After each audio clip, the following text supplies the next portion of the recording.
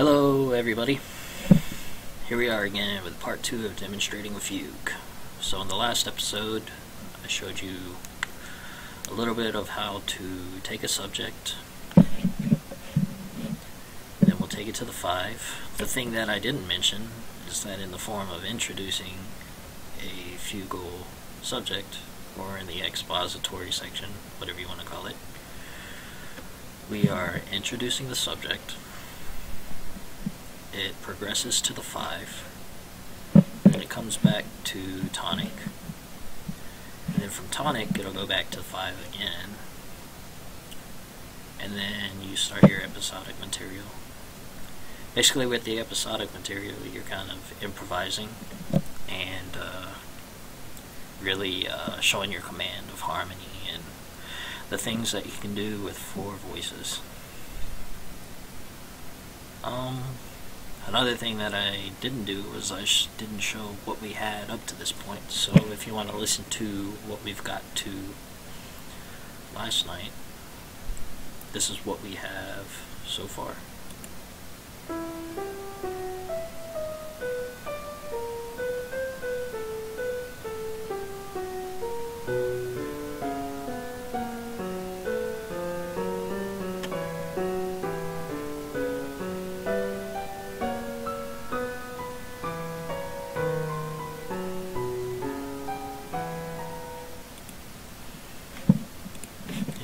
It'll go to the B natural. I know it drives some people crazy if it doesn't resolve, which is cool. Nothing wrong with that. Let's see. I thought I heard something that could happen here. We can go to the A natural here to get to the B.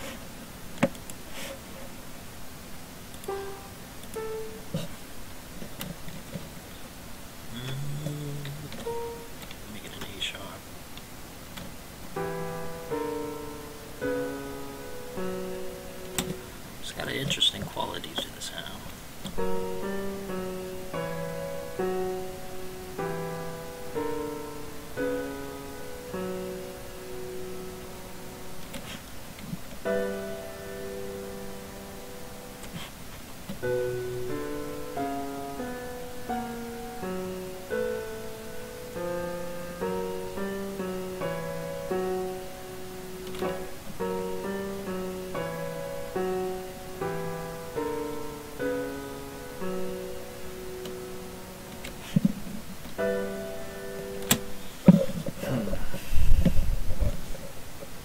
Interesting sound, interesting sound.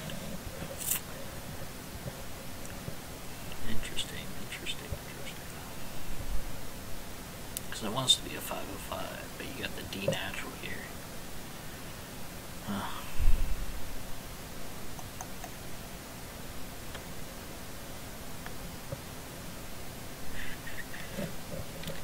Let me go without it. Just like that.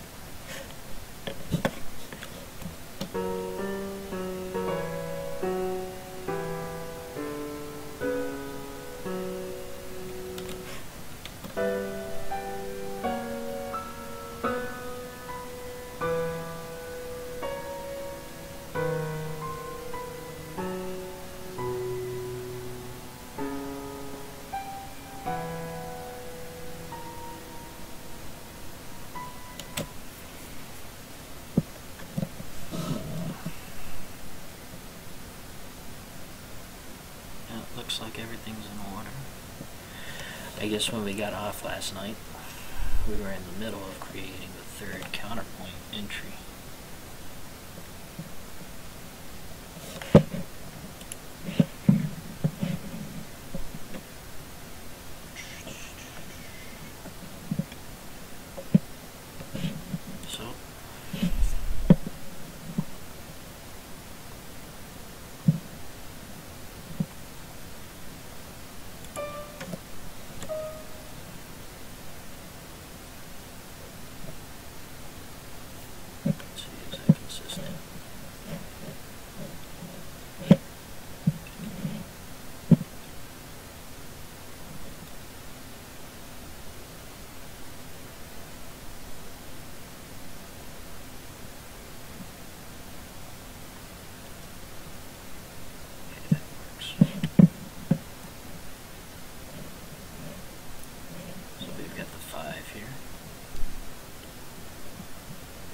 bass the 5. That's important. That's what's going on over here. It's a little ambiguous over here, but at least we got the 7 going on. So you can kind of tell that it's a 5-7 chord or a 5-2, 5-4-2 in this inversion. So we'll keep the 5-7 here.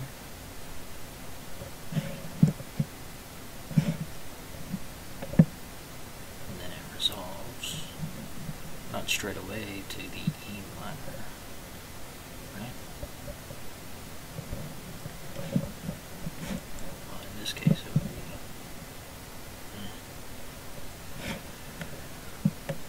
let's see, D sharp, D sharp.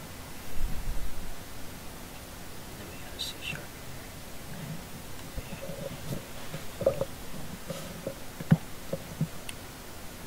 It's a very challenging subject. Like I said, we've got the chromatic thing here. One thing that we weren't supposed to do in class, or we would lose points, but since it's Frank's subject, we'll go forward with it, see what we can make of it. So we got a 5-7. Naturally, a B7 wants to go to an E.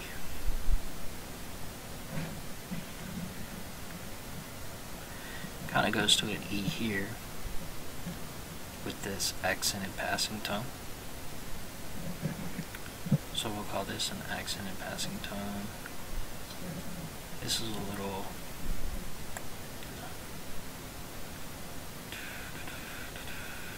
so we got F sharp, F sharp. We said E. But we kind of said it was going to be a 6. So instead of the B natural going to an E, we'll go to a C sharp.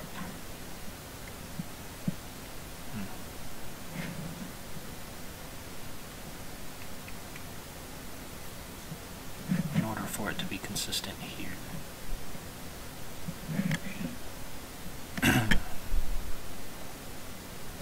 Now the C sharp is going to be an interesting sound because it's going to be a flat 5.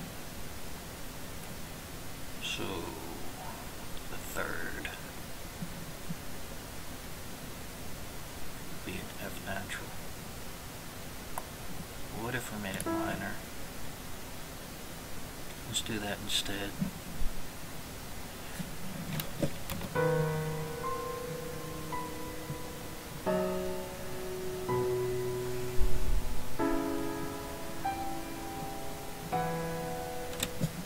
It's got an interesting sound. If we were going to have it major, it would sound like this.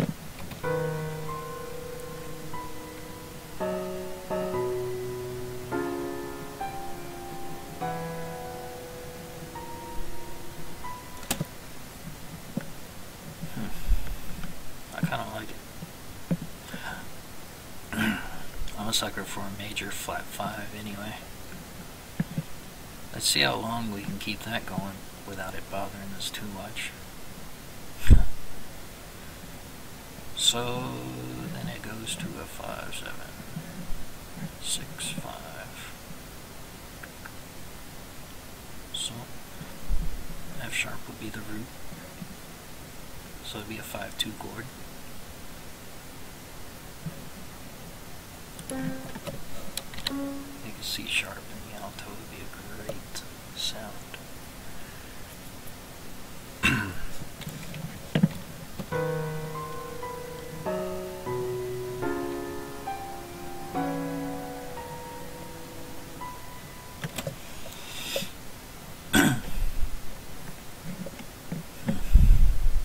I like it. And of course, I like it whenever C sharp goes to an F sharp.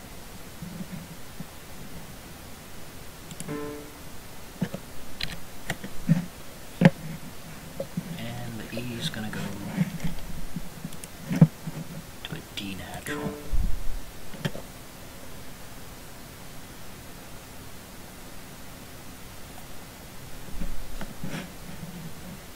listen to it in context, it sounds like this.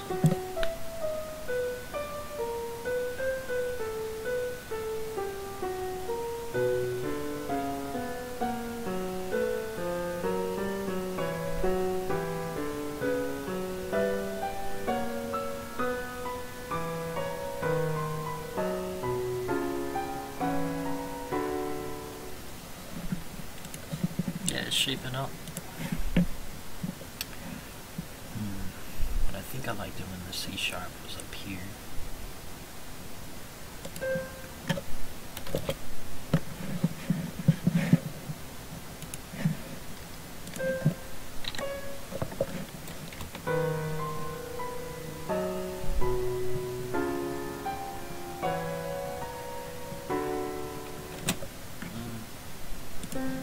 We'll take it down.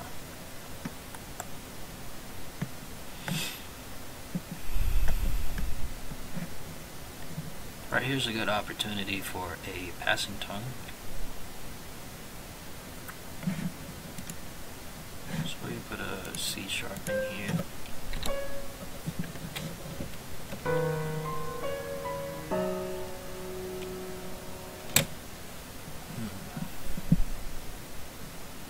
Now this could be interesting.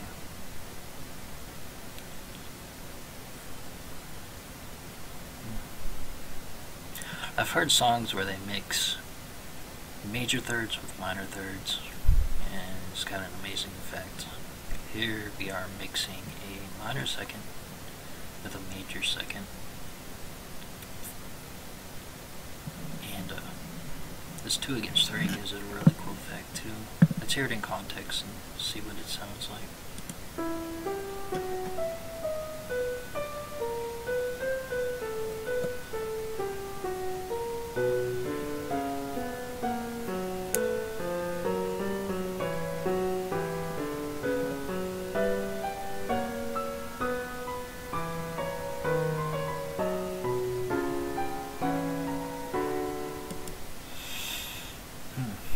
It's got the sound of like wind chimes.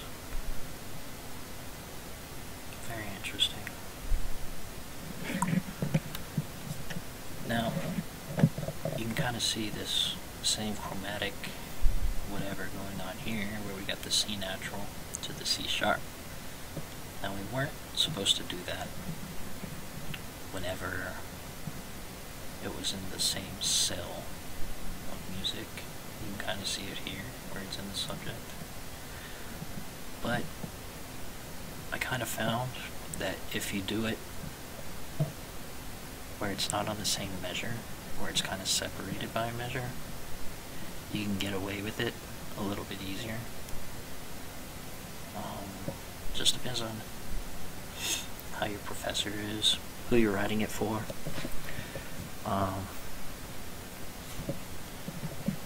I mean, already if you're in a Baroque era class and you're using a flat 5 and a major chord, some interesting things would happen, but since I'm kind of writing this for myself and my friend, there's a lot more that we can get away with. So, just a little tidbit on this chromatic knot. We'll call it a chromatic knot, because I think that was kind of like the same principle that was used in class. You just got a lot of information going on there.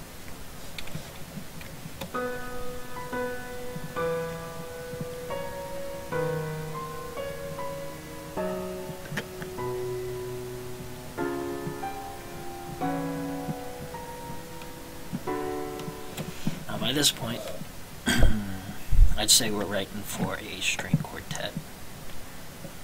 So we got a 10th up here.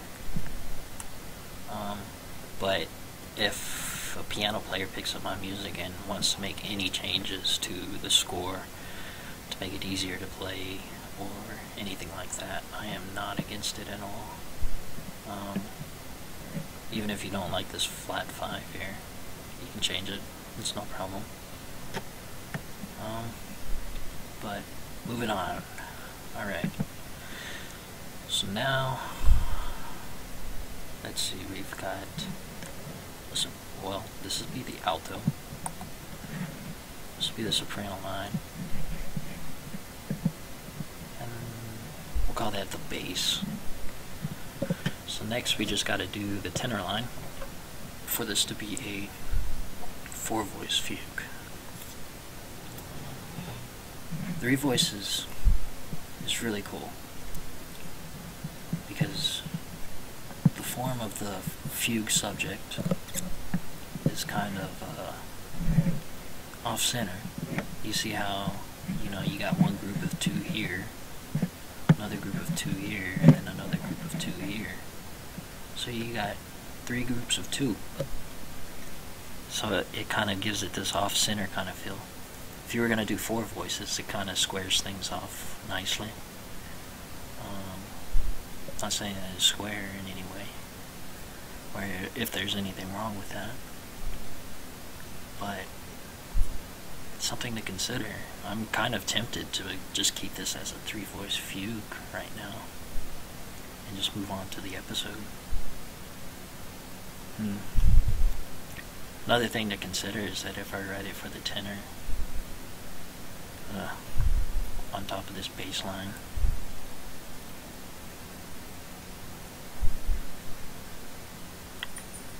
I'm going to run into the same problem that I had earlier whenever I introduced it to the bass. Where you got E, F, G, A. You got E, F, G, A, B. That's way up there. It's about as high as it'll go before it registers into the next staff line. Well, since that's the limit, why not?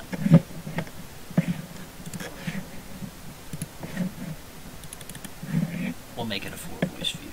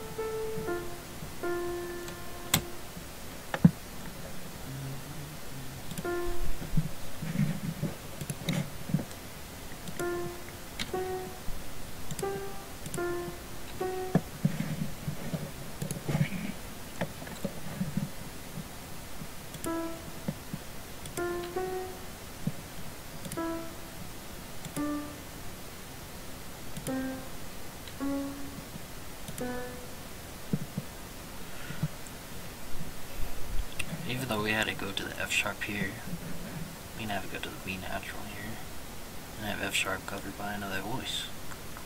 That's part of the fun of having 4 voices.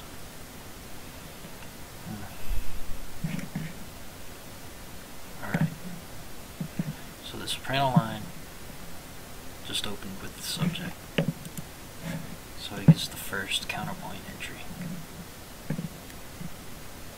I'm going to have it come down to an F sharp.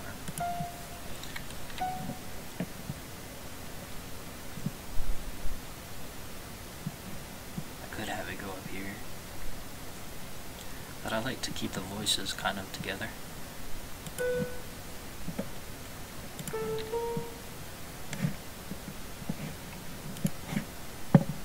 Within range, anyway.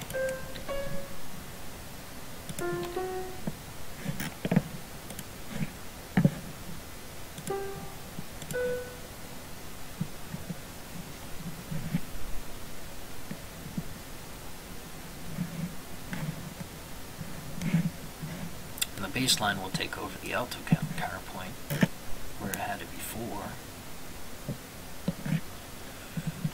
So I gotta transpose. Let's see.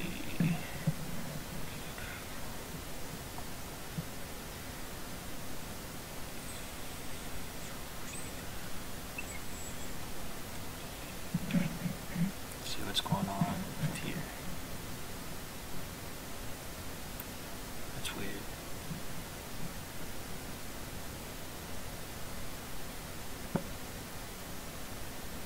Because it sustains. Weird. Okay.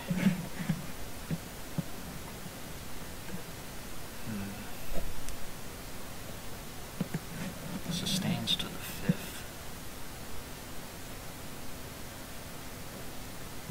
And the fifth turns into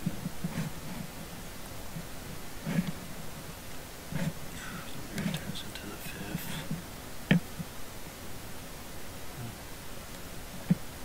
We'll go with it. The second note is the second.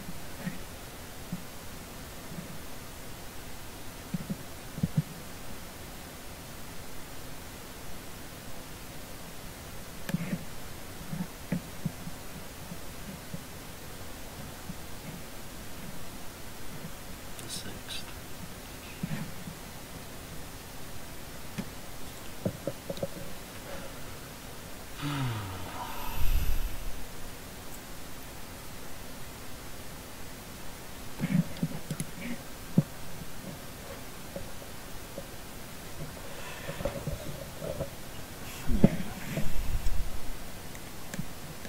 Transposing is kind of hard when you gotta use the bathroom, too. Let's see.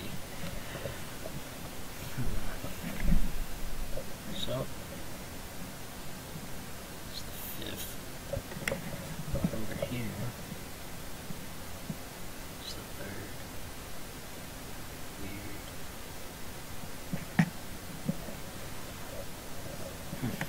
We'll come back to it sometime, next time. But for now, I gotta go.